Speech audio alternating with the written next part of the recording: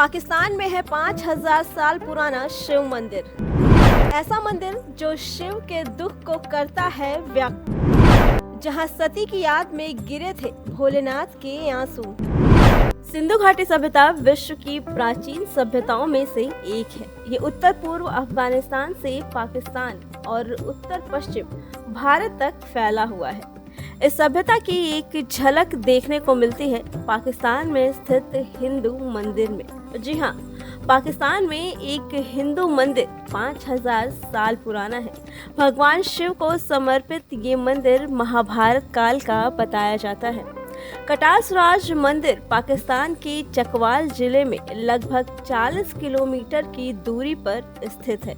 इस परिसर में 7 या इससे भी ज्यादा मंदिर हैं, जिसे सतगृह के रूप में भी जाना जाता है।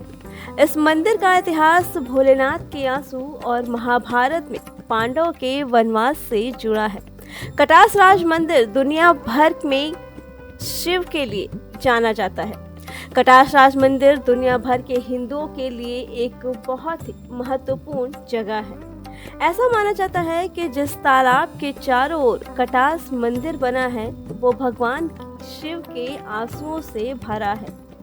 कहते हैं कि भगवान शिव अपनी पत्नी सती के साथ यहाँ रहते थे। उनकी मृत्यु के बाद दुख से त्रस्त शिव अपने आंसू नहीं रोक सके। ऐसा कहा जाता है कि जब भगवान शिव ने अपनी प्रिय पत्नी सती के मृत शरीर को अपनी बाहों में लिया और शोक मनाने के लिए एकांत स्थान की तलाश में पृथ्वी पर विचरण करने लगे तो उनके 2 आंसू जमीन पर गिरे और पाकिस्तान में पन्ने जैसे हरे पानी का एक पिंड बन गया। उनके आंसुओं से 2 तालाब निर्मित हो गए। एक कटासराज में है और दूसरा राजस्थान के पुष्कर में। मंदिर में स्थित एक कुंड को कटाक्ष कुंड भी कहते हैं। तालाब और मंदिर का नाम भी एक ऐसे शब्द से ही लिया गया है जो उनके दुख को व्यक्त करता है। कटास का अर्थ होता है आंखों में आंसू। 6ठी शताब्दी में इस तालाब के चारों ओर कटासराज मंदिर बनाया गया, जो आज पाकिस्तान के चकवाल जिले में स्थित है। तब से हिंदू तीर्थ यात्री यहाँ स्नान करने और अपने पापों को धोने के लिए आते हैं। एक अन्य कहानी के अनुसार बताया जाता है कि कटासराज वही जगह है जहाँ पांडव भाई अपने 12 साल के वनवास के दौरान रहे थे।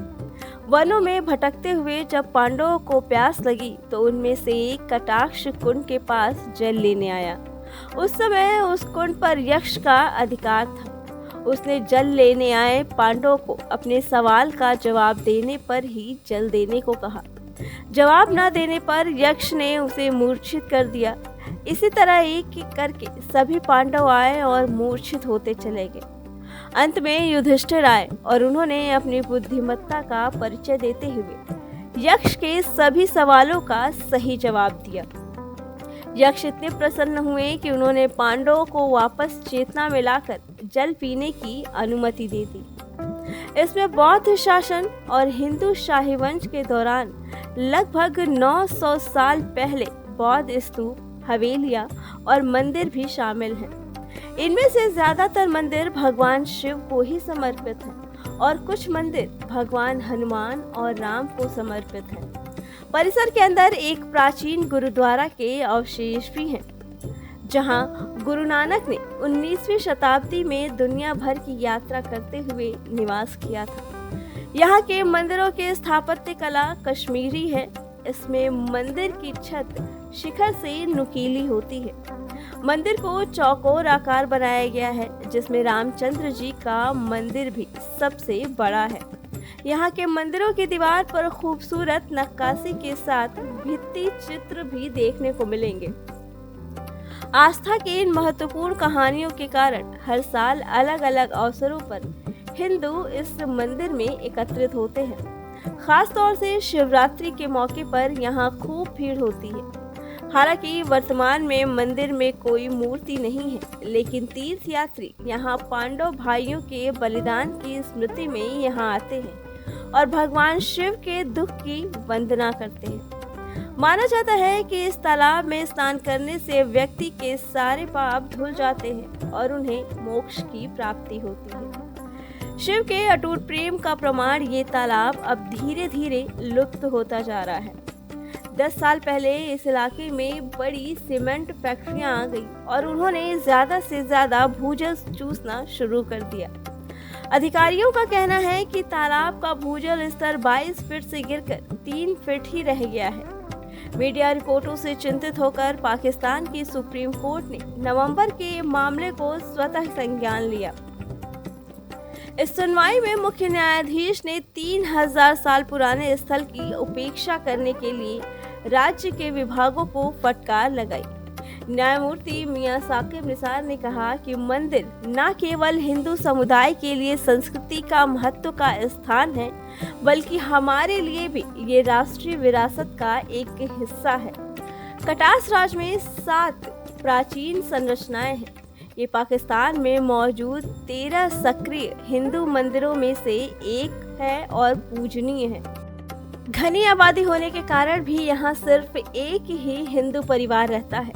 2012 में भी तालाब सूखने का खतरा था, जिसके बाद के 3 पानी पंपिंग स्टेशन बंद कर दिए गए थे। इस बार अदालत तालाब को बचाने के लिए और भी कठोर कदम उठाने के लिए नहीं डरेगी। जस्टिस निसार ने सुनवाई के दौरान टिप्पणी की कि अगर पर्यावरण पर प्रतिकूल प्रभाव पड़ता है तो सभी फैक्ट्रियां बंद कर दी जाएंगी। न्यायाधीशों ने बार बार अधिकारियों से मंदिर में भगवान राम और हनुमान की मूर्तियों के रहस्यमय ढंग से गायब होने का कारण पूछा। बोर्ड के अधिकारियों ने कहा कि भारत में बाबरी मस्जिद की घटना के बाद बहुत नुकसान हुआ था। बोर्ड के सचिव अब्दुल कादिर खान ने कहा कि ये पहली बार है जब स्मारक का जीर्णोद्धार किया जा रहा है। मंदिरों को जोड़ने के लिए नए पैदल मार्ग बनाए गए हैं। पक्षियों और बंदरों से भरे पिंजरे लगाए गए हैं। साथ ही हर साल भारत से आने वाले 400 तीर्थ यात्रियों के लिए 36 अतिथि कक्षों का भी निर्माण किया जा रहा है। परियोजना शुरू होने के बाद से घरेलू पर्यटन में भी वृद्धि हुई है। इस साल कटास राज्य में अनुमानित 10,000 पर्यटक आए हैं। लेकिन ये मंदिर को बर्बाद होने से बचा लिया जाए तथा स्मारक का जीर्णोद्धार और पुनर्निर्माण कर दिया जाए तो भी शिव के हरे आंसुओं का क्या होगा।